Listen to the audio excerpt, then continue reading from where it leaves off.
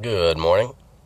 Today, I'd like to talk a little bit about the twin flame relationship, a soulmate relationship, and the second chakra and the fourth chakra. So first off, I'll start with a fun one. Twin flame is essentially when we are very similar in being. So we share very similar archetypes. Our body structures are probably very similar. We think in similar ways. We have certain tendencies. The male-female, the polar is going to be a little bit different expressions, but generally we're going to find that there's so many similarities. Our responses to the same thing is going to be very similar from its core, not maybe the expression of the response, but our core of the way that we interact with the world, what we're looking for, the way we feel about things is generally going to be very similar. So a twin flame relationship allows us to dive in really deep with someone who feels very much the same way.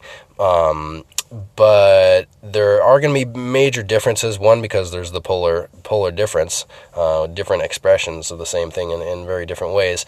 And the other reason is because basically we're going to be lined up in the same way, doing the same work, and promoting each other to do each other's work. And if this is unconscious, or if this is ruled by the second chakra, or the emotional body, this is going to be disastrous. This is just going to be emotions flying at each other. And if this is done with the fourth chakra, with the heart, then the twin flame relationship is actually going to be about growth, because it's going to be about curiosity and gentle love, not emotion, not desire, not sex, not attraction, but love, gentle curiosity, just persistent, gentle curiosity. That's what's gonna make a twin flame relationship.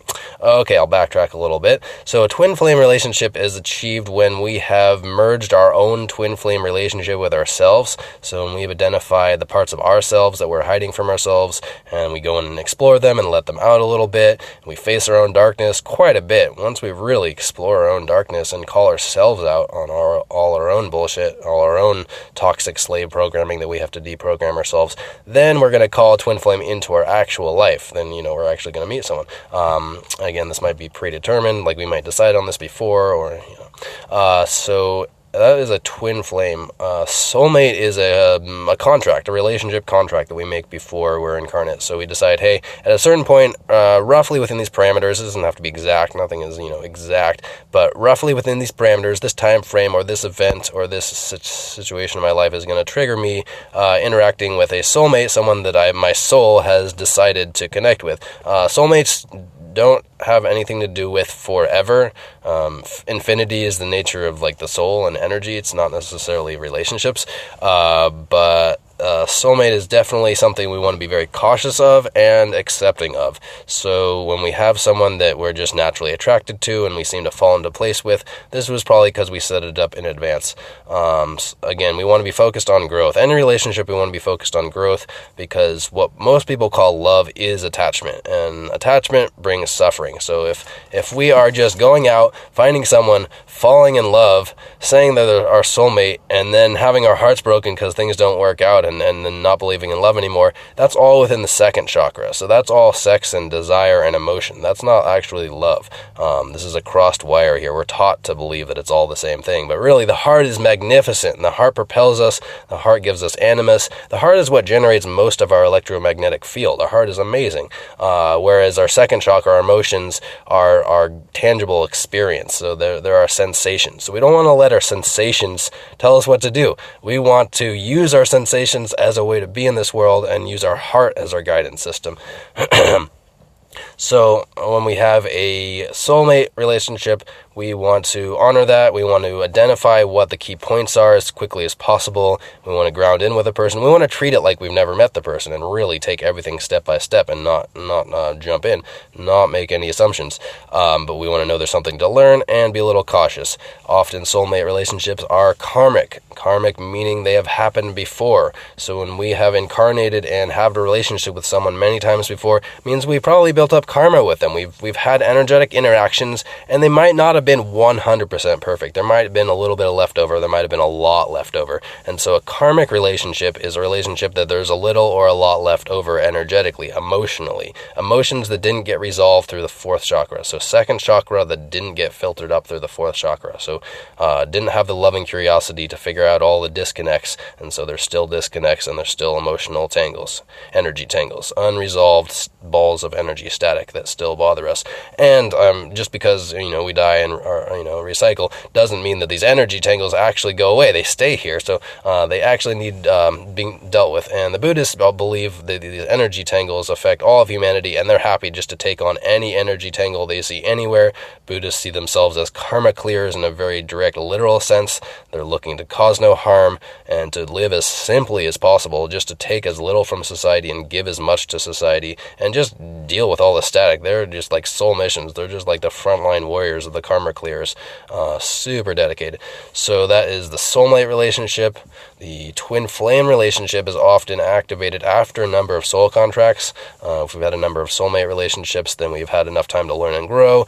Then we maybe take a little break and look inside ourselves and go internal and start sorting out our own darkness, go through some kind of our dark night of the soul, maybe a long time or multiple times until we clear enough out that we activate a twin flame relationship. We will often activate a twin that is operating at a much lower level than us the first few times, because we are going to be the ones who are calling forth the other twin flame are the ones who are activating. So as activating, meaning we're ready to take on more, of someone else's garbage. It's not very pretty. The twin flame relationship is not romantic. It can be really beautiful being connected with someone who's so similar. If we can overcome the second chakra and both people can be uplifted into the fourth chakra, loving curiosity, then just having someone who's so similar is amazing, because you just like the same things. You like to do the same things. It's amazing. Twin flame relationships are clearly identified by the resonance. So you'll be opening up a portal to bliss instantly. The first time you're near someone who you're a twin flame with, your cells, the DNA responds. The DNA knows. They're like, oh, this person's vibrating at a very similar frequency as me. And so all your cells just light up. It doesn't matter what you're feeling or thinking. It's just this portal of bliss that's created anytime you're near. You don't even have to be looking or thinking about the person, just being near them. So that twin flame relationship can be really, really amazing. Also, even I was talking about in the soulmate relationship, it's really important to be cautious and aware of what's happening, and not just give over to emotion and not think that everything is just all good.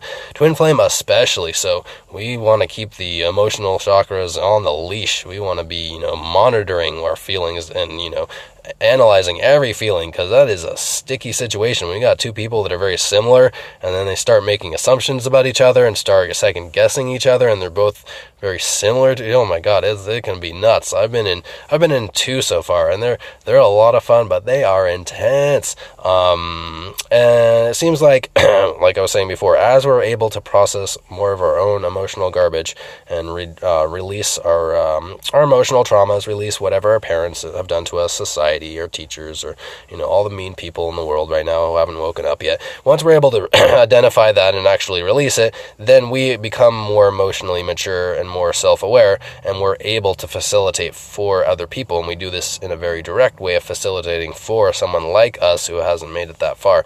Also, when we're working with someone who is less conscious than us, they are likely to point out our faults very clearly, because they're unable to see the bigger picture and see how everything fits together. So they will just be looking for the small things they can see. That's going to be a lot of faults. So this is a great opportunity for self-growth. Anytime we're in a karmic relationship or a soulmate or twin flame relationship, this is a great time to be looking for growth, looking for self-growth and personal growth, and not getting too emotionally involved. It's fine to experience emotions, but it's good to not get too emotionally involved. Emotional attachment. I know we talk about attachment all the time. This is what we're talking about. Emotional attachment to someone that we also have other attachments and other connections to. We want to reduce the attachment, reduce the second chakra dominance. It's fine to have feelings, but we don't want the relation to be about the feeling, because that's just, nonsense. That's crazy to let our feelings control how we act.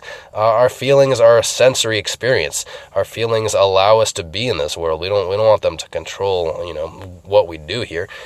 So that is the soulmate, the twin flame, and I'm sorry, there's some stuff going on around me. I'm getting a little distracted. And then there's, the second and the fourth chakras. So the second chakra is all about feeling and emotion.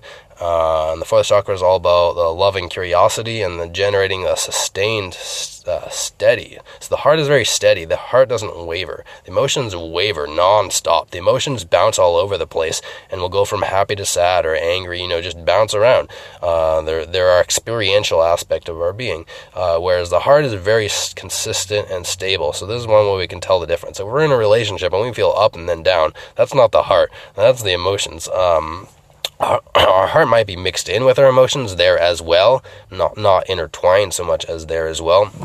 And we can separate the feeling of our hearts and our emotions, because our heart is the one that's going to guide us. When our heart says, no more, I can't take this anymore, and it's not because it's the first time and not because it's intense, but because we've done this enough times and we have some pattern recognition, that's our heart. This is our higher functioning. This is a heart pattern. Our heart is saying, okay, my heart is loving curiosity, and in my loving curiosity, my observation is that this pattern has happened over and over again, and my observation is that we've tried a number of different things, and we've tried to be dynamic and flexible. So our heart makes these observations. Our emotional body sure doesn't. Our emotional body just says, hey, I want more sex, or hey, that person is beautiful, or hey, I feel great around that person sometimes. So we really want to focus on our heart and enjoy our emotional body. We don't want to fight our emotional body, but we don't want it to take control. We want to have a leash on our lower chakras. We want the solar chakra, our third chakra, to be our source of power that contains our lower chakras, that keeps them where they need to be, keeps our first chakra solidly grounding us into the earth, keeps our second chakra very open to receiving and to giving, but not in a blind way, in a very conscious way, a highly conscious way. So our solar chakra is our personal power to be directing our emotions and be directing our identity. And when our solar chakra is activated, which means, we're actually, doing self-accountability. The third chakra is all about self-accountability, all about self-analysis and holding us, making sure we do the right thing and checking in with ourselves all the time. Then we activate our heart. Our heart is free to do what it needs to do, because emotions and identity and survival are loud voices when they're not kept on a leash. When they're not, we can think about like the sun needs to keep those things warm and keep them separate. So they have their own separate zone and they're being taken care of. That's what we can think about our solar chakra and our lower chakras. Then we jump up into our heart, and any relationship from the heart is going to be fine. We just got to make sure it's actually from our heart, because our heart has a high form of intelligence. Our heart knows statistics and knows probability. As funny as math sounds, math is inherent in the universe. Isolated math that we often use in society is kind of like false math, so that we think of math as false math and we have a bad image around math. But in reality, math in numerology is math. Sacred geometry, the creation of the universe and the creation of everything, is math. That's a more real form of math. Pythagoras, Pythagorean theorem was the tiniest piece of his work, basically said that any form of math that's only numbers isn't really real enough to be worth working with. He's like, if I can't represent something in geometry, then, if it's only representational in numbers, it's just not that accurate. It's not that true. So Pythagoras was all about the real form of math, which is geometry, which is around us all the time. So our heart is actually really good at sacred geometry. Our heart is really good at recognizing patterns and statistics and probability. So after the period of our month, we can step back and check in with our hearts, not our emotional bodies. We can say, yeah, I had a lot of fun. Yeah, I had some sorrow I have to work through, and I had some, some anger I need to really express and with myself, process myself. And then I'll clear that emotional stuff out a little bit and then get up to my heart, and my heart will tell me, okay, well, after those emotions, yeah, I'm still pissed at that person a little bit. I processed a lot of it. My heart is now telling me, oh, well, this happened a number of times, and then there was no verification, or there was verification, or there was attempted communication or non-attempted, or, successful or not. Or we can start to see, well, is someone giving lip service? Is someone, if we're talking about ourselves or about someone else, are we giving lip service to ourselves? Are we just pretending? Are we trying, but we're not there yet? Are we doing just good job to actually get by, but it just doesn't feel that satisfactory? So a heart check-in is really important, because we're going to just, Pattern recognition, statistics, as cut as dry as that sounds, this is where the heart is pattern recognition and statistics. This allows us to be in this game world because we're in a biological projection. We live in a prismatic reality where the sun, starlight, moonlight is always hitting the Earth's atmosphere and filtering into a prism. We live in a 7-spectrum prism, and it just wraps 360 around this globe all the time because there's always starlight, there's always diffused starlight and diffused moonlight coming in somewhere, pretty much everywhere. There might be some really thick storms where very, very minute amounts of light are getting through. That's a potential, but refracted light and, bouncing light, and there's all kinds of things. We live in a prismatic reality. And so I'll quickly touch on this next subject of prismatic reality, 7 colors. This 7 is a big deal. 7 chakras that are expressed in 7 colors, so we can start to see how they're very similar. We also have 7 archangels, so these would be the first representations of individualistic form. It gets kind of complex here, but this is basically a breakdown of creation, of localized creation, not all creation, but probably all creation too, of as a star enters into a planet. This is again a relationship. This is a sexual relationship on a cosmic scale. As a star's light enters into a planet, it forms a prism, and it separates. It creates separation. It creates duality, and more than duality. It creates a spectrum of archangels, which are just, what happens to the immensity of light when it transfers and translates into a planet's reality. When a star enters into a planet's reality, it turns into 7 colors, 7 archangels that represent different aspects of being. Then the 7 archangels break off into much more archetypes, many, many, many more angels, which represent different aspects of humanity.